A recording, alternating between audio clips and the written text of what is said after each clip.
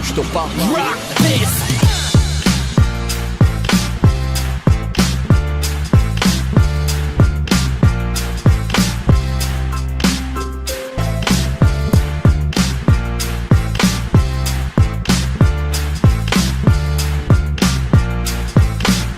Yeah.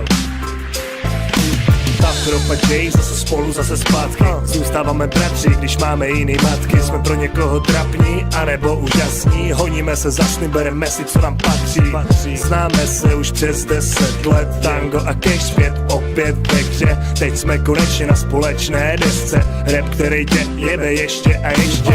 Žádnej fake, žádná dětská porce. Řev slzy pod krev a hroznej bordel. Dobrý koncert, potlesk, OK.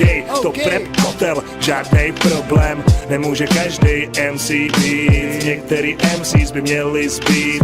Věř mi, že jsou mý texty real. Fakuju český G, zažli Free David Steel. Free David Steel. Afrop a Jay, hey, hey, hey, hey, hey. Bráchota, Afrop a Jay, hey, hey, hey.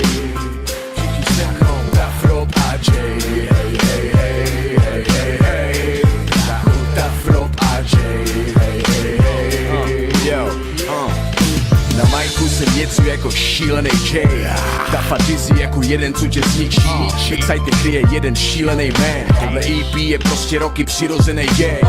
Výška v rapu jako cesta pravdy k světlu. Ukázala těm boys, jak se učí tu ketru. Zničit MCs, co ližou prdel, krotit slávu. Dospěli jsme v chlapi, co mají v rapu váhu. Těžkou jako pěst, Vladimíra Kličko. Znám Pavla jako bratra skoro celý dlouhý život. Žijem life jak rockstars, žijeme to boslo. Zlo i dobro, ber nás to pro, je to ono. Postav nás na stage a máš zaručený megabong. Dafa Dizzy EP jako megalong.